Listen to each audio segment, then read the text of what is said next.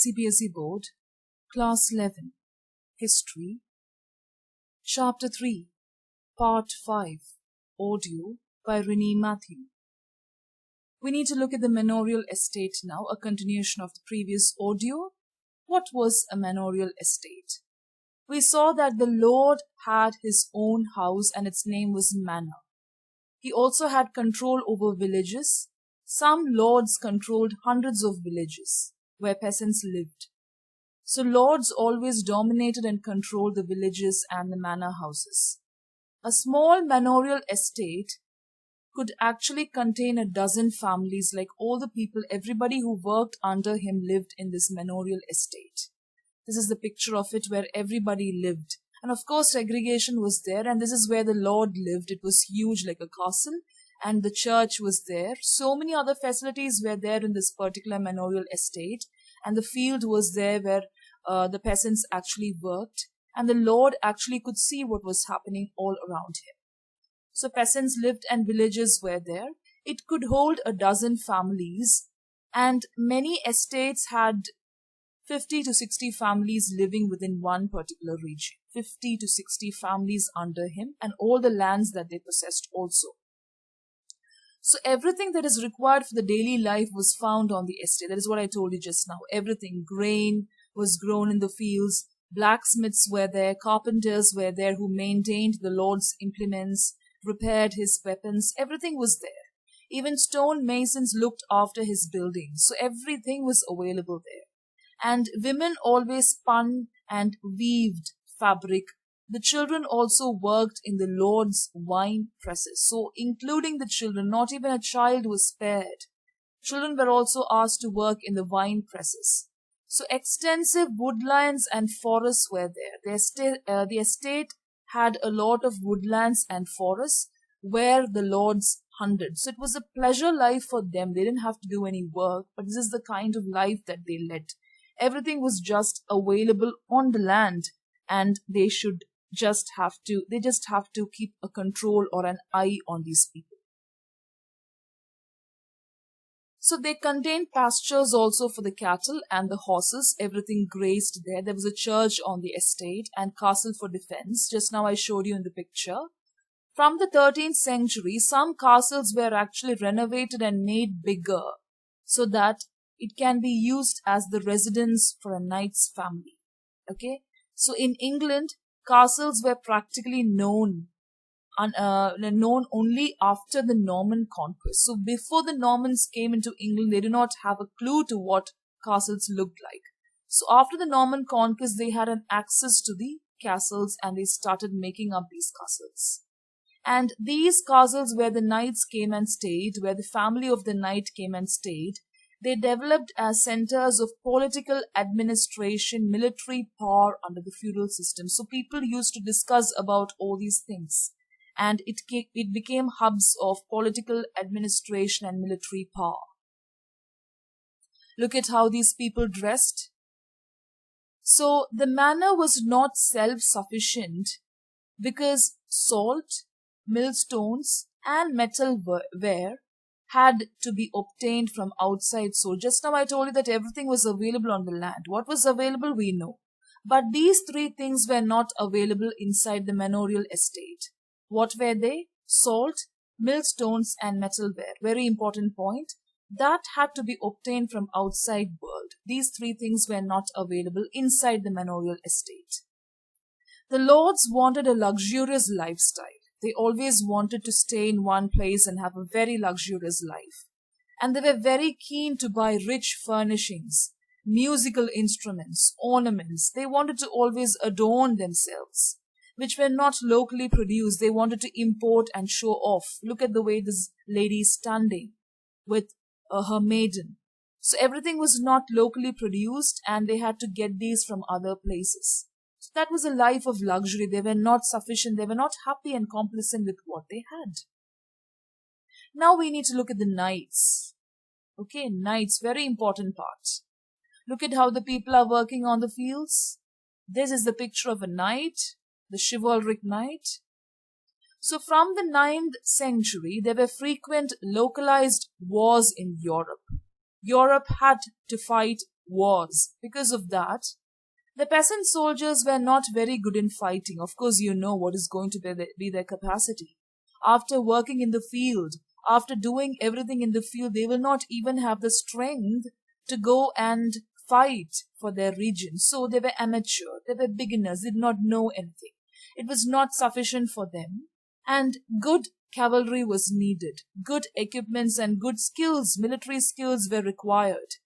And that was why a new section of people started coming. That was the knights.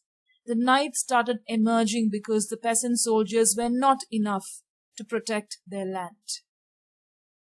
The knights also had a life of luxury. All they had to do is go and fight for the land.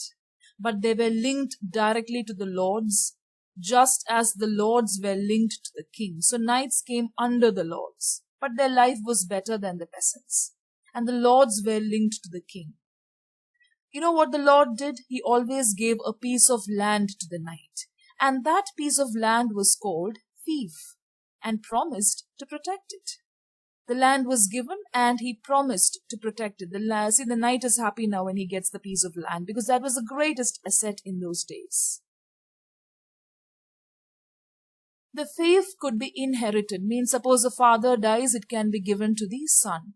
The Lord will not take it away. It extended to anything between 1,000 and 2,000 acres or even more, including a house. It's like a quarter.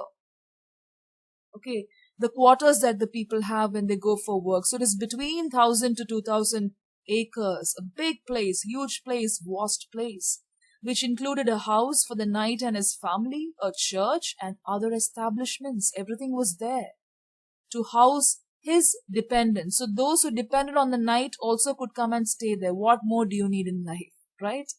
There was a water mill and also a wine press. So almost close to the life of a lord, but little slightly lower than him. That was the case. So in the case of feudal manor, the land of the fief was cultivated by peasants. So for the manor, the land of the fief, that is even the fief which was given to the knight, that land was also cultivated by the peasants who were working under the manor. Remember that point. The knight always paid his lord a regular fee and promised to fight for him in war. So this was the vow and the agreement between the lord and the knight. He always paid a fee and he promised to fight for him in war. And to keep up their skills, because every time the knight will have to practice his skills. He cannot sit in one place and grow fat, right? Feeding himself. So what the knight did was he spent each day fencing and practicing tactics with dummies. He used to make dummy humans and all that, and he practiced everything with dummies. It was allowed for a knight to serve more than one lord. That was not a problem at all.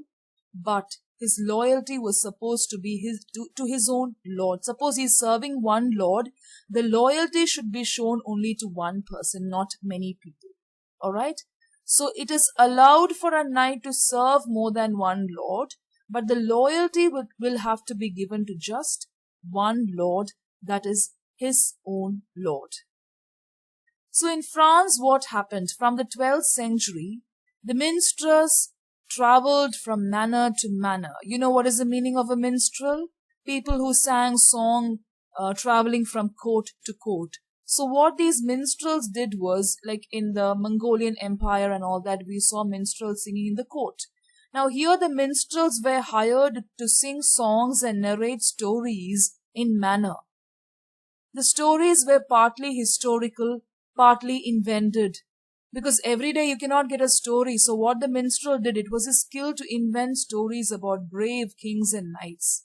When they narrated the story, they had to make sure that it pleased the king and the knight.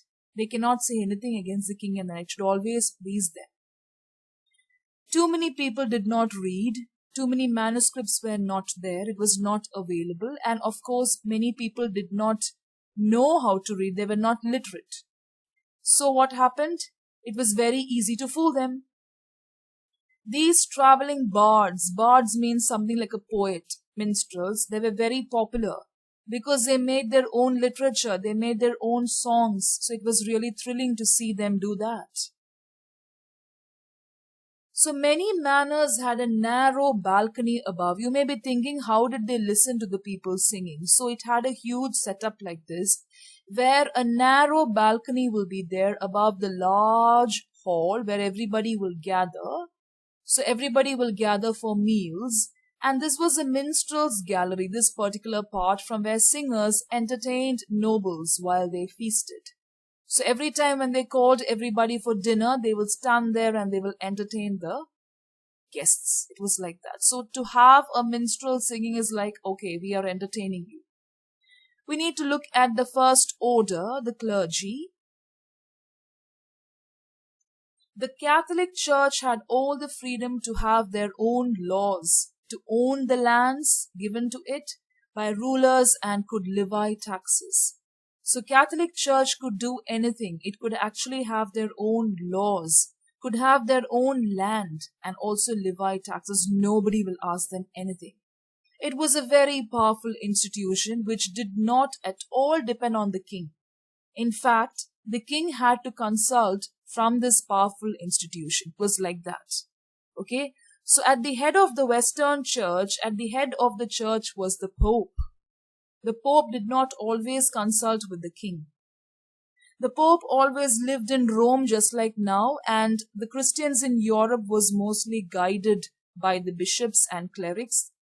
The claim was that they were teaching the people to be tolerant, and they constituted the first order. Below the king, it was the first order, which was the clergy. That is what you have to remember.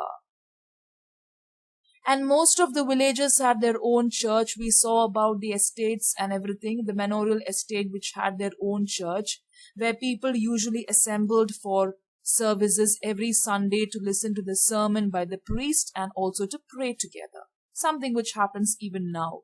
And this was the construction of most of the village churches, very humongous and very magnificent.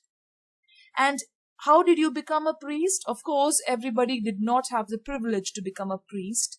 I'm telling privilege because they enjoyed many things in the society. The serfs were not allowed to become priests as they were physically challenged. They were banned from becoming priest. Women were not allowed to become priest. Men who became priest could not marry. And bishops were the religious nobility. So above the priest came the bishops. Okay, so this is the way they had. This is the law that they had. They were lords who owned vast land estates, right? The bishops also owned vast estates and land, and they lived in grand palaces. It is not like the bishops of the present age where they are not supposed to have so much of luxury in life. So just like the lords who owned vast land, the bishops also owned vast estates and land. And they also lived in grand, huge palaces which were set up next to the cathedrals and the churches. The church was entitled to a 10th share. The poor peasants, they will cultivate on the land of the manor. Okay, and they will get very low wages. From that, they had to give 1/10 of their salary or their wages to the church. So what will they have? Nothing.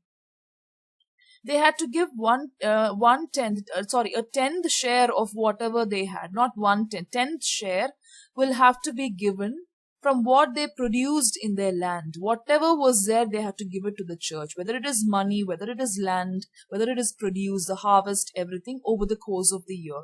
And the term for that is tithe. Tithe. It is called tithe. It is like an offering that they're giving. Money was not just given in the form of currency. That was not developed in those times. It came in the form of endowments. Endowments is kind of promise, authority, dominion, a kind of bond that you make. It is worse than a bond, which was made by the rich for their own welfare. So endowments were actually chartered.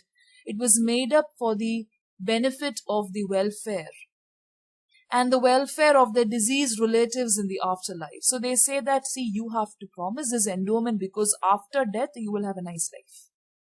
Understood? So this was a kind of bribing or a kind of blackmailing which they did. They will make sure that the peasants and all these people who serve them sign the endowment and say that it is for the welfare of your family. It is for the welfare of the deceased relative. Suppose a peasant is having somebody who is sick at home, they will say, for the life of this relative and also for your life after death, you have to do this. Okay, it was like a kind of bond. So I have been given a picture of the tithes and offering, like how they serve in the church, how they offer in the church. There were a lot of ceremonies which were conducted in the church, especially it was copied from the formal customs of the feudal elite. Like how they had in France, it was copied from the formal customs of the feudal elite. So such ceremonies were conducted, very luxurious and very great ceremonies were conducted by the church. Usually when we pray, we kneel and pray, right? So with the hands clasped, that is how we pray, and head bowed. We always tell the children to kneel, to fold your hands, clasp your hands, and bow your head. It was a kind of replica, from where this gesture came. It is the gesture which was evolved from a knight who conducted himself, the way he bowed before his lord while he took vows. When he becomes a knight, they should have an oath. You know what is the meaning of an oath, right? When you enter into administration, you will take an oath. But in those days, they had to bow their head and kneel down before the Lord when they took the vow. Similarly, the use of the term Lord for God. It was another example of feudal culture. Because Lord always gave bread, and that was used for God. To God also, we addressed God as Lord, and that is one of the practices of the church. So, the religious and the lay worlds, that is a common man's world and the religious world, shared many customs and symbols. A lot of things they shared.